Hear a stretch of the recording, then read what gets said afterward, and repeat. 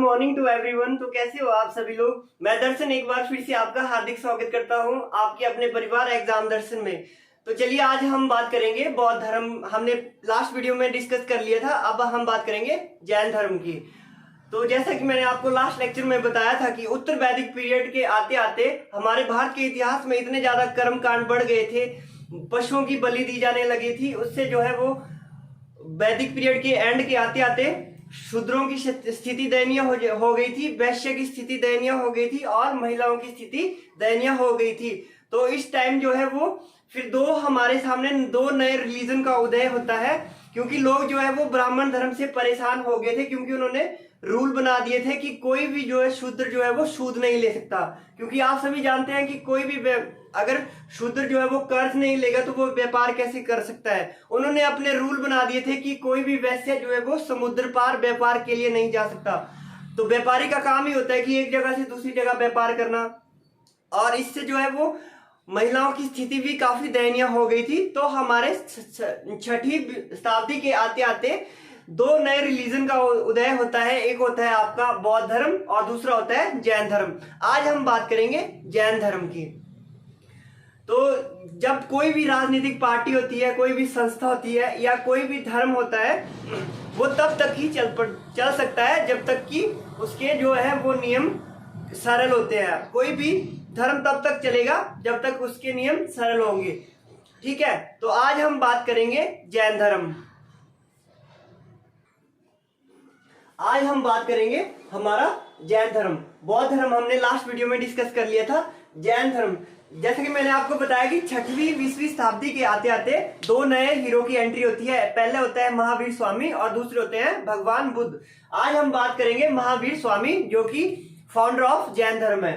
ठीक है, बौद्ध धर्म हमने डिस्कस कर लिया था, अब हम आज सिर्फ बात करेंगे जैन धर्म की। तो ये जो आपका जैन होता है, इसका ये जो संस्कृत भाषा के जिन शब्द से लिया गया है। जैन जो है वो आपका संस्कृत भाषा के जिन शब्द से लिया गया है, जिसका अर्थ होता है विजेता। अगर कोई आपसे पूछ ले कि जैन का अर्थ क्या होता है, तो आपने कह देना है जिन। जिन का अर्थ होता है जिसने अपनी इंद्रियों को जीत लिया हो, वो क्या कहलाता है आपका जिन। ठीक है, तो जैन जो है वो आपका संस्कृत भाषा के जिन शब्द से लिया गया है, जिसका अर्थ होता है विजेता, अर्थात जिसने अपनी इंद्रियों को जीत लिया हो वो क्या कहलाता है आपका जिन कहलाता है। ठीक है, नेक्स्ट हम बात करते हैं।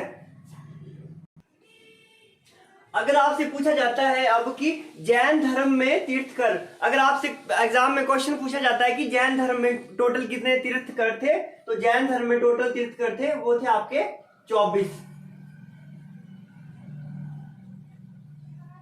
जैन धर्म के टोटल तीर्थकर हो जाएंगे आपके पास 24।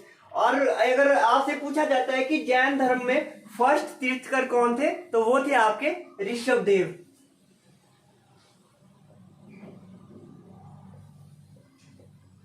जैन धर्म के प्रथम तीर्थकर थे वो थे आपके ऋषभदेव। और जैन धर्म का संस्थापक किसे कहा जाता है? जैन धर्म का संस्थापक भी ऋषभदेव को ही कहा जाता है।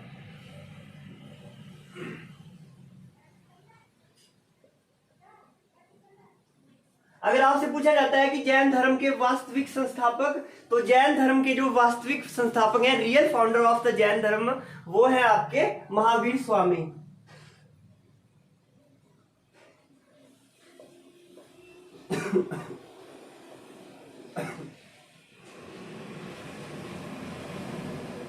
ये जो है आपके लास्ट और 24वें तीर्थकर थे। लास्ट और 24वें तीर्थकर अगर आपसे पूछा जाता है वो भी कौन हो जाएंगे? आपके महावीर स्वामी। तो अब तक हमने डिस्कस किया कि जैन धर्म, जैन जो है संस्कृत भाषा के जिन से लिया गया है, जिसका अर्थ होता है विजेता, अर्थात जिसने अपनी इंद्रियों को जीत लिया है। जैन धर्म में अगर आपसे पूछा जाता है टोटल कितने तीर्थकर है, तो टोटल तीर्थकर है 24 तीर्थकर है। ठीक है, पहला है कौन है? ऋषभदेव जी है, ऋषभदेव है। और अगर आपसे पूछा जाता है कि और ऋषभदेव ही क्या है? जैन धर्म के फाउंडर है। और संस्थापक कौन है? ऋषभदेव है। अगर आपसे पूछा जाता है कि जैन धर्म के वास्तविक संस्थापक कौन है, तो वो हो जाएंगे महावीर स्वामी। और यही जो है वो अंतिम और 24वें तीर्थकर है। ठीक है, और एक क्वेश्चन और आता है कि जैन धर्म के 23वें तीर्थकर कौन है, तो वो हो जाएंगे पार्श्वनाथ। उसके बारे में डिस्कस करेंगे बाद में। अभी हम बात करेंगे महावीर स्वामी। महावीर स्वामी के बारे में कुछ जान लेते हैं। महावीर स्वामी, ये जो आपके महावीर स्वामी है, यही जो है वो 24वें तीर्थकर है और अंतिम तीर्थकर है जैन धर्म के। तो इन्हीं को वास्तविक संस्थापक कहा जाता है जैन धर्म का। अब इनके बारे में हम बात करेंगे। इनका जन्म कहाँ हुआ था? इनका जन्म हुआ था कुंडग्राम वैशाली में। तो अगर आपसे पूछा जाता है कि महावीर स्वामी का जन्म कहाँ हुआ था? कुंडग्राम वैशाली में। ठीक है, कब हुआ था? 540 ईस्वी ईसा पूर्व में। ठीक है, और अगर आपसे पूछा जाता है कि महावीर स्वामी का बचपन का क्या नाम था, तो इनके बचपन का नाम था वर्धमान। महावीर स्वामी के बचपन का नाम था वर्धमान। अगर आपसे पूछा जाता है कि इनके पिता का क्या नाम है, तो इनके पिता का नाम था सिद्धार्थ। सिद्धार्थ किसके पिता है? महावीर स्वामी के फादर कौन है? सिद्धार्थ। इनकी माता का नाम है त्रिशला। अगर आपसे पूछा जाता है कि महावीर स्वामी के पिता का नाम क्या है? सिद्धार्थ, माता का नाम त्रिशला। एग्जाम में क्वेश्चन आए हुए हैं सारे कि पिता का नाम क्या है, माता का नाम क्या है, किससे शादी हो जाती है। तो भगवान महावीर स्वामी की शादी होती है, वो होती है यशोदा से। शादी के बाद एक इनका लड़की पैदा होती है जिसका नाम होता है प्रियदर्शना। महावीर स्वामी की लड़की पैदा होती है और भगवान बुद्ध के लड़का पैदा होता है राहुल। मैंने बताया था लास्ट लेक्चर में। एक वीडियो में हम बनाएंगे, उसमें हम जैन धर्म और बौद्ध धर्म का कंपैरिजन करेंगे जिस हिसाब से क्वेश्चन आते हैं। ठीक है, तो इनका उधर महावीर स्वामी की लड़की पैदा हो रही है, भगवान बुद्ध के लड़का पैदा हो रहा है। इनका नाम है प्रियदर्शना और अनुजा भी उसको कहते हैं। तो एक महावीर स्वामी का एक प्रिय शिष्य था जमाली। ठीक है, तो वो अब उनके घर में उनसे शिक्षा ग्रहण करने के लिए आया होता है और वो जो है वो उसकी लड़की प्रियदर्शना से शादी कर लेता है। ठीक है, कौन होता है वो? जमाली एक महावीर स्वामी का प्रिय शिष्य होता है और उसकी शादी बाद में किससे कर ली जाती है? प्रियदर्शना से। ठीक है, तो आखिर में वो क्या बन जाता है? उनका दामाद बन जाता है। ठीक है, तो अगर आपसे पूछा जाता है कि महावीर स्वामी का जन्म कहाँ हुआ है? कुंडग्राम में। माता का नाम त्रिशला, पिता का नाम क्या है? सिद्धार्थ। शादी किससे की जाती है? यशोदा से की जाती है। लड़की पैदा होती है, उसका नाम क्या होता है? प्रियदर्शना या फिर अनुजा। नेक्स्ट हम बात करते हैं। अब है आपके सामने 30 वर्ष की आयु में घर छोड़ दिया। जो महावीर स्वामी है उन्होंने क्या किया? 30 वर्ष की आयु में घर छोड़ दिया था। किस लिए? ज्ञान की प्राप्ति के लिए। ठीक है, अगर आपसे पूछा जाता है कि महावीर स्वामी ने कब घर छोड़ा था, तो 30 वर्ष की आयु में ज्ञान की प्राप्ति के लिए गृह त्याग कर दिया था। और किसकी परमिशन से? अपने बड़े भाई नंदवर्धन की परमिशन से उनको बता दिया कि मैं घर छोड़ के जा रहा हूं, आप अपनी भाभी का ख्याल रखना। ठीक है, नेक्स्ट हम बात करते हैं इन्होंने कब छोड़ा? 30 वर्ष की आयु में घर छोड़ा और 12 साल की कठोर तपस्या के बाद 42 वर्ष की अवस्था में इनको क्या हुआ?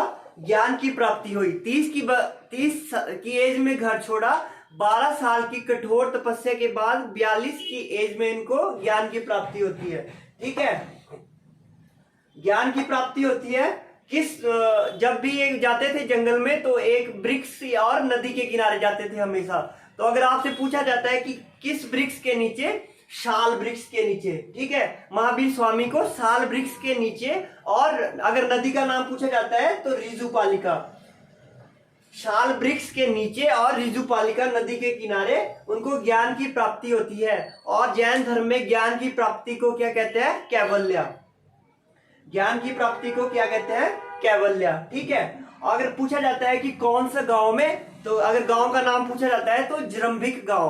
ठीक है, रिजुपालिका नदी के किनारे शाल वृक्ष के नीचे और जरंभिक गांव में ज्ञान की प्राप्ति होती है। अगर पूछा जाता है कि घर कब छोड़ा? 30 वर्ष की आयु में। कितने साल की कठोर तपस्या की?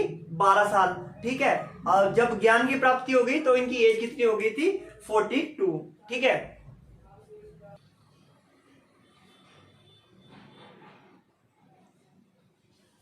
अब हम बात करते हैं चंदना नामक महिला को जैन धर्म में दीक्षित किया। ये जो अगर आपसे पूछा जाता है कि सबसे पहले कौन सी महिला थी जिसने जो है वो जैन धर्म में हिस्सा लिया था, तो वो थी आपकी चंदना।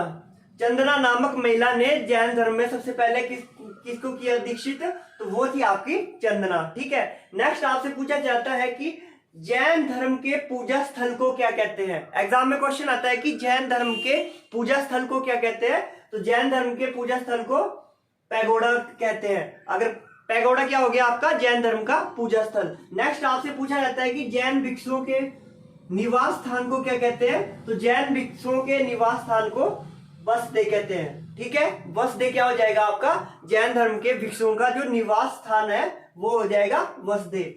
नेक्स्ट है आपके पास जैन धर्म के साहित्य को क्या कहते हैं। जो लिटरेचर है जैन धर्म का उसके साहित्य को क्या कहते हैं, वो होता है आपका आगम। ये जो आगम था ये दो भाषा में लिखा गया था, एक प्राकृतिक और एक संस्कृत में। ठीक है, एक नेक्स्ट आपका पॉइंट है कि जो महावीर स्वामी है उनकी मृत्यु कहाँ हुई थी। जन्म तो कुंडग्राम वैशाली में हुआ था, बट इनकी मृत्यु जो है वो हुई थी पावापुरी में। महावीर स्वामी की मृत्यु पावापुरी राजगीर में। ठीक है, इतना क्लियर है। और ये जो जैन धर्म के लोग थे वो एक संलेखना विधि थी। संलेखना विधि एक ऐसी विधि है जिसमें जो है जैन धर्म के लोग खाना पीना छोड़ देते थे। जब उनका अंतिम समय आता था तो वो 10-15 कुछ एक महीना पहले भी खाना छोड़ देते थे, सिर्फ सांस के दम पर ही अपने प्राण त्याग देते थे। तो इसी विधि को संलेखना के नाम से जाना जाता है। अगर एग्जाम में क्वेश्चन पूछा जाता है कि संलेखना विधि किससे रिलेटेड है तो वो हो जाएगी आपकी जैन धर्म से। ठीक है, जो आपके चंद्रगुप्त मौर्य थे ये भी जैन धर्म के अनुयायी थे। इन्होंने भी इनकी मृत्यु भी कैसे हुई है, संलेखना विधि के द्वारा। कहां पे, कर्नाटक में श्रवणबेला में। ठीक है, नेक्स्ट है आपके पास अब ये जो आपकी है संलेखना विधि, सुप्रीम कोर्ट ने इस पर बैन लगा दिया गया है क्योंकि आर्टिकल 21 हमें जीने की बात करता है, मरने की बात नहीं करता। ठीक है, तो अब ये संलेखना विधि इस पर बैन लग चुका है। ठीक है, तो इतना डिस्कस किया हमने आपकी। सबसे पहले महिला कौन थी, चंदना। इनको जैन धर्म में दीक्षित किया गया। जैन धर्म के पूजा स्थल को क्या कहते हैं, पैगोडा। जैन भिक्षुओं के निवास स्थान को वसदे कहते हैं। ठीक है, और जैन धर्म के साहित्य को आगम कहते हैं। दो भाषाओं में होते हैं, प्राकृतिक और संस्कृत। नेक्स्ट है जैन धर्म के जो रियल फाउंडर है महावीर स्वामी, उनकी मृत्यु पावापुरी में हो जाती है राजगीर वर्तमान में। ठीक है, और किसकी विधि के द्वारा, संलेखना विधि के द्वारा होती है। अब इस पर बैन लग चुका है क्योंकि आर्टिकल 21 जो है वो जीने की बात करता है। ठीक है, नेक्स्ट हम बात करते हैं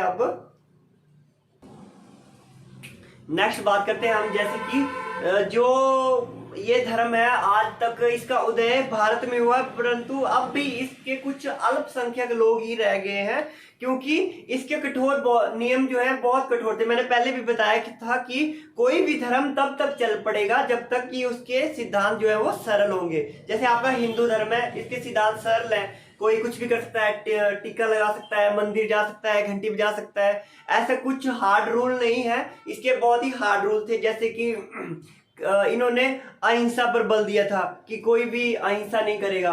सो उधर से शत्रु आ रहे थे, वो उनको मार रहे थे, उन्होंने कहा कि अहिंसा पर बल देना है, कुछ भी नहीं करना। कृषि पर बैन लगा दिया गया था, जैसे कि अगर हम प्रोडक्शन नहीं करेंगे तो खाएंगे क्या। जैसे इन्होंने बैन लगा दिया था कृषि करने से जो है वो छोटे मोटे कीड़े मकोड़े मर जाते हैं, उससे अहिंसा हो जाती है। तो इस तरह से इन्होंने रूल बना दिए थे कि कोई भी लड़का 25 वर्ष से पहले शादी नहीं कर सकता। और इन्होंने मतलब इनके हार्ड रूल थे, उसकी वजह से इनका धर्म जो है वो डिक्लाइन हो गया।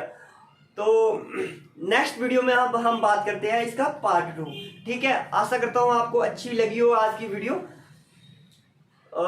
Thank you so much.